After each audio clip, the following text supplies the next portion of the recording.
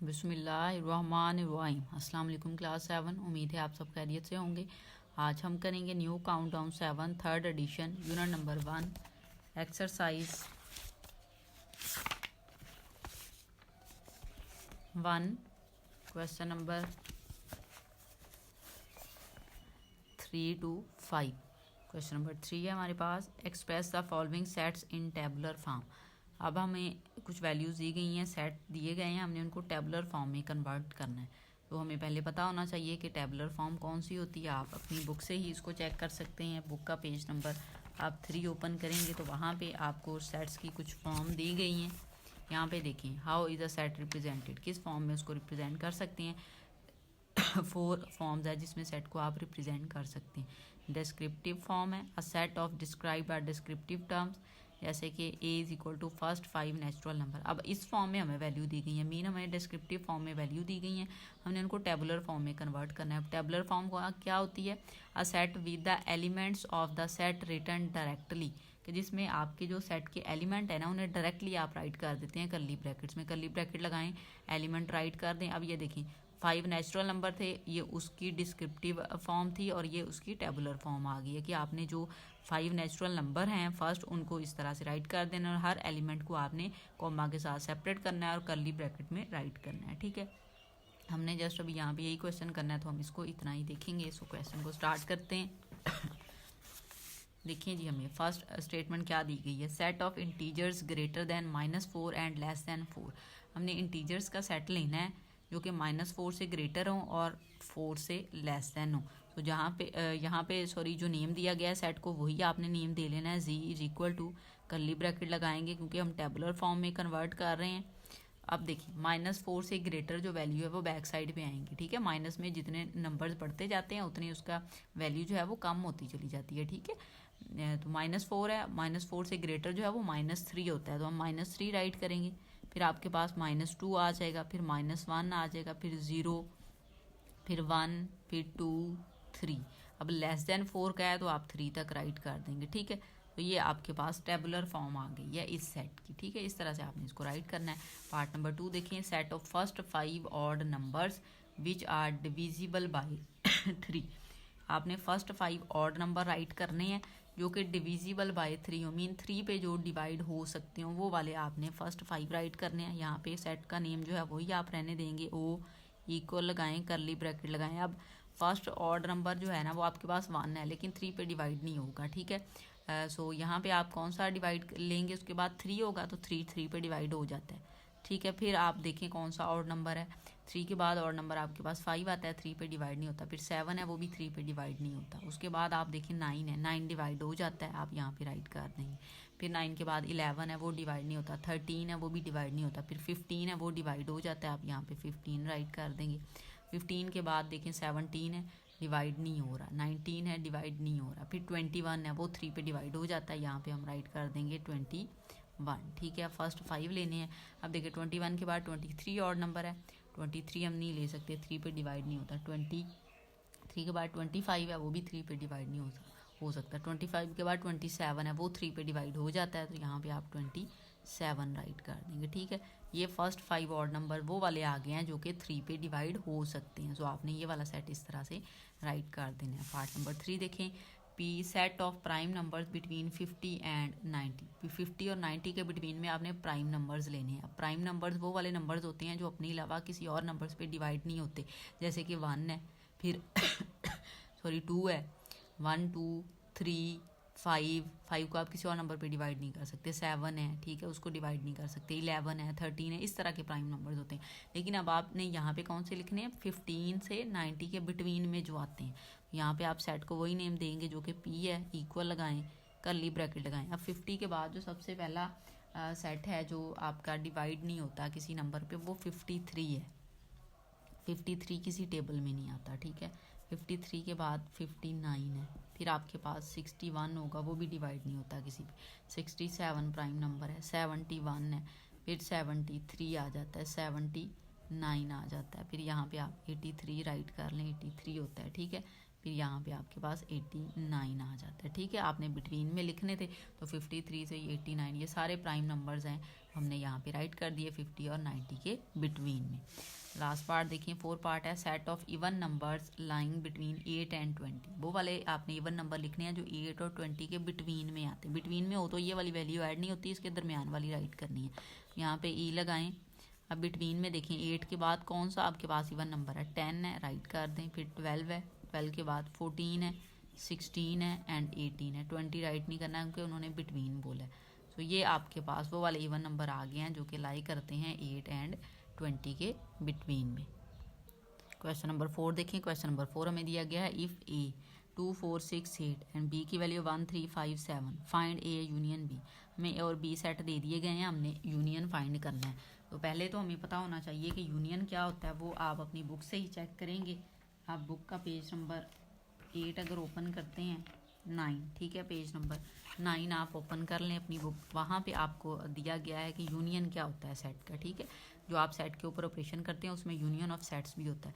A set containing all the elements of A and B is called the union set of set A and set B. के A और B अगर दो set हों तो उनके जितने भी एलिमेंट्स हैं सारे ही एलिमेंट्स आने चाहिए, उसको आप यूनियन कहेंगे। लेकिन जो एलिमेंट ऐसे हैं जो कि 2 टाइम आ रहे हों तो वो मीन दोनों सेट्स में, जैसे 1 है एक में भी आ रहा है, सेकंड सेट में भी आ रहा है, तो आपने 1 को जस्ट 1 टाइम राइट कर देना। ठीक है, सो ये आपके पास यूनियन होता है। सेकंड हम एक और टर्म यहाँ पे सीख लेते हैं, वो है इंटरसेक्शन ऑफ सेट। कि इंटरसेक्शन ऑफ सेट क्या होता है।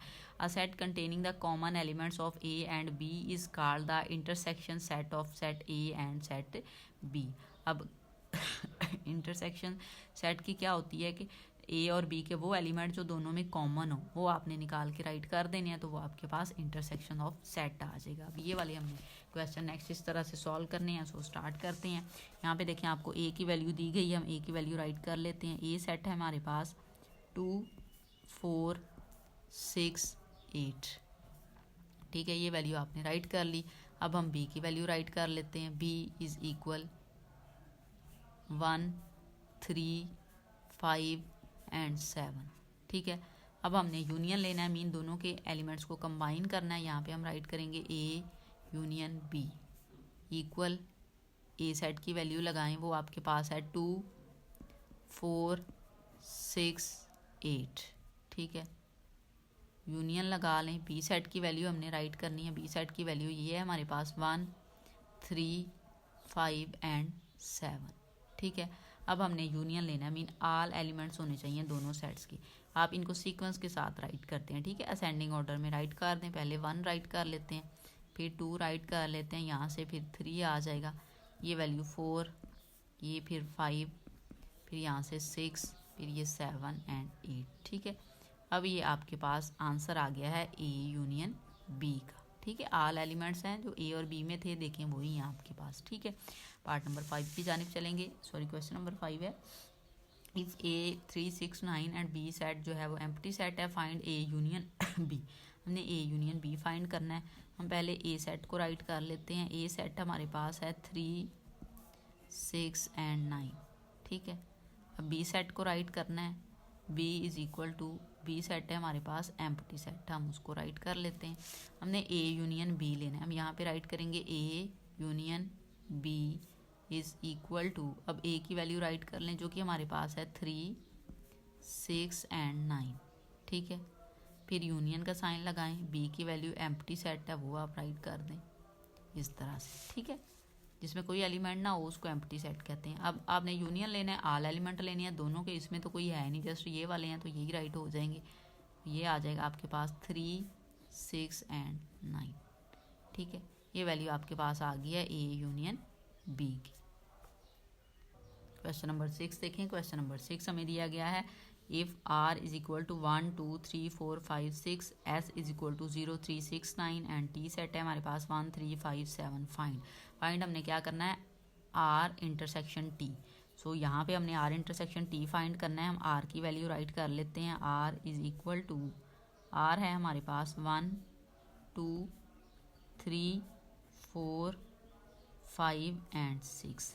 ठीक है, अब हम सेकंड सेट राइट कर लेते हैं जो कि रिक्वायर है इस क्वेश्चन में टी। हम टी राइट करेंगे। T is equal to 1 3 5 and 7। ठीक है, हमने वैल्यूज़ राइट कर ली। फाइंड हमने क्या करना है, आर इंटरसेक्शन टी फाइंड करना है। यहाँ पे राइट करेंगे R intersection T is equal, अब आर की वैल्यू हमने पहले राइट करनी है।